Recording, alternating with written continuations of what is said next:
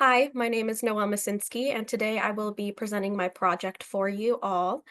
The project that I decided to do was the effectiveness of a functional communication response combined with a coping skills visual on decreasing aggressions for an autistic child.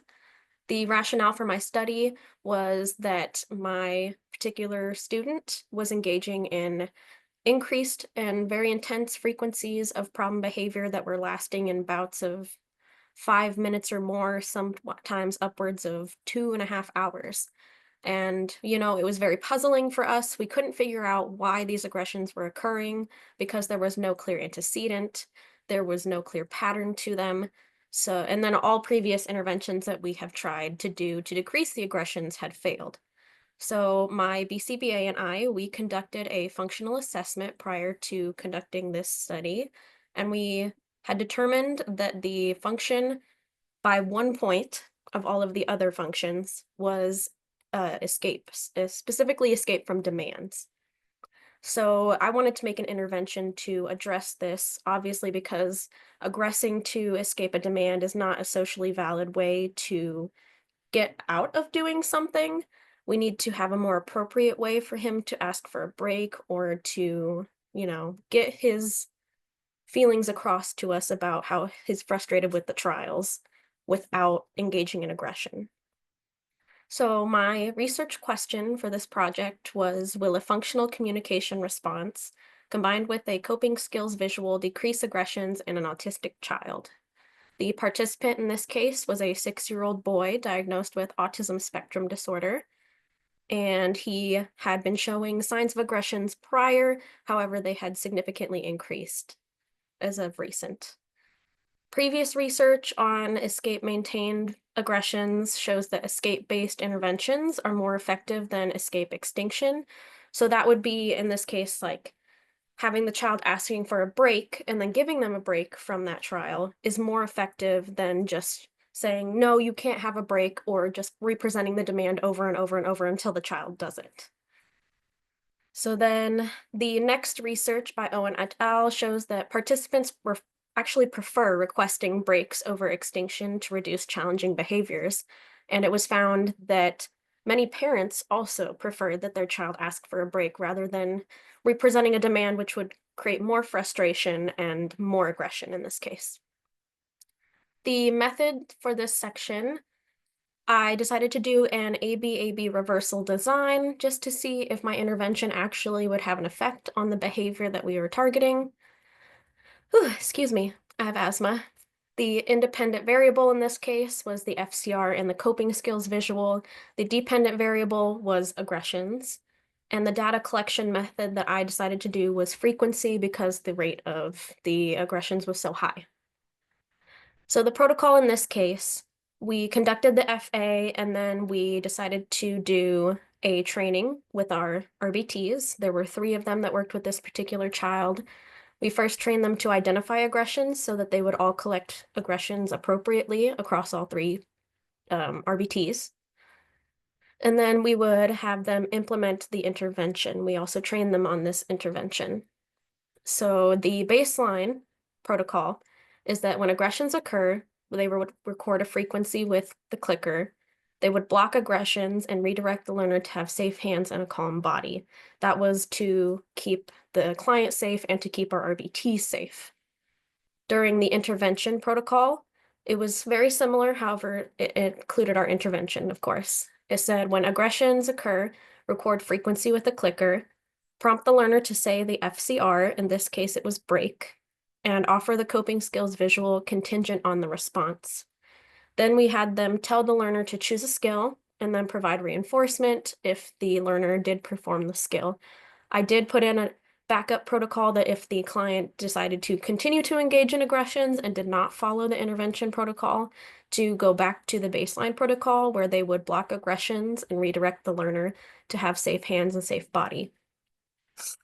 During every session, I was sitting there watching the session to make sure that all of the RBTs were appropriately collecting frequency data on what was and what was not an aggression, answering their questions if they needed it, modeling anything that I needed changed when they were implementing the intervention, and then ensuring that they were implementing the intervention appropriately. So here you can see I have a graph. Hopefully you can see my cursor circling it. In the baseline phase, we have a pretty high spike in the behavior. There were 257 aggressions in one session, and that's pretty significant, and that's why we wanted to decrease it.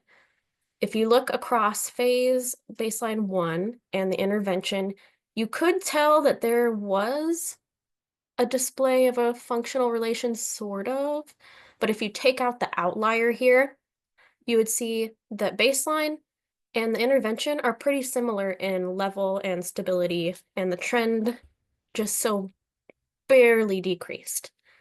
Now, if you were to look at baseline 2 and baseline 1, you would say, wow, that is a significant difference. However, again, if you take out this outlier, everything's pretty level, at the same level across all phases. And it doesn't look like there is a decrease. There's a slight increase, but not much.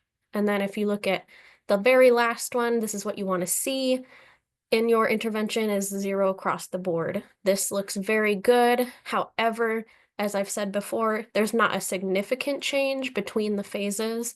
There's not a significant change in the trend or the level, which would lead me to believe that there is no functional relation between my intervention and the aggressions. So down to the results here.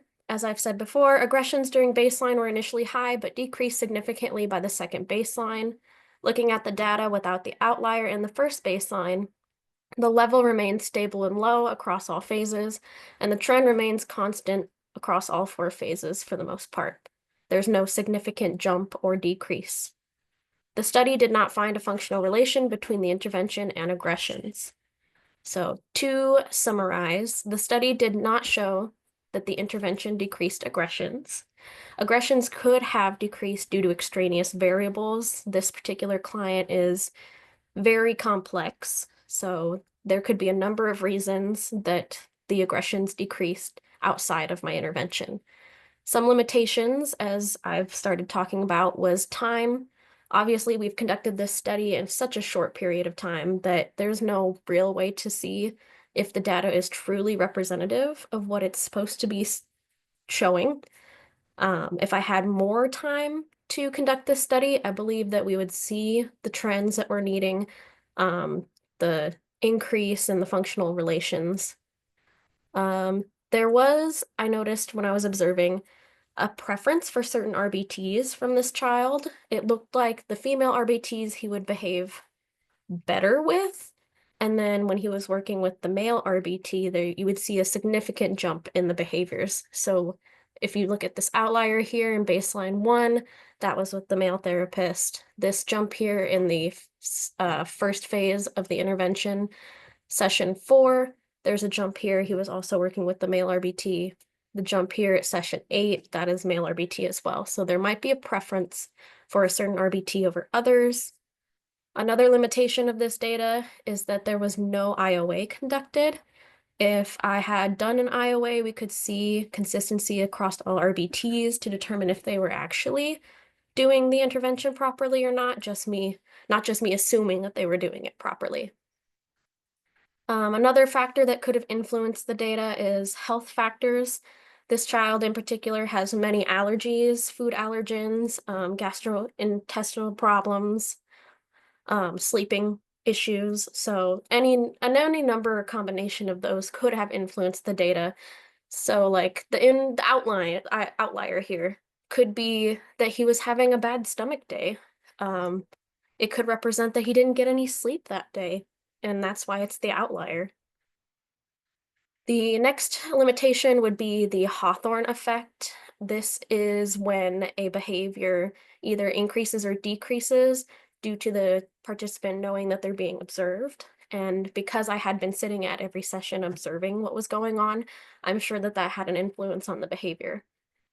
And then next, I would say another limitation was my functional assessment results. You know, we found that the functional relation, or not functional relation, excuse me, the functional assessment function was escape, but we only learned that by 1 point. One point is not a lot to determine, hey, this is for sure the function. In this case, with all of the different health issues that this child's having, all of the different house issues, home life issues that the child is having, it could be that it wasn't an escape function. It could be multiply controlled functions. It could be automatic and demand. It could be tangible and escape. It could be any combination.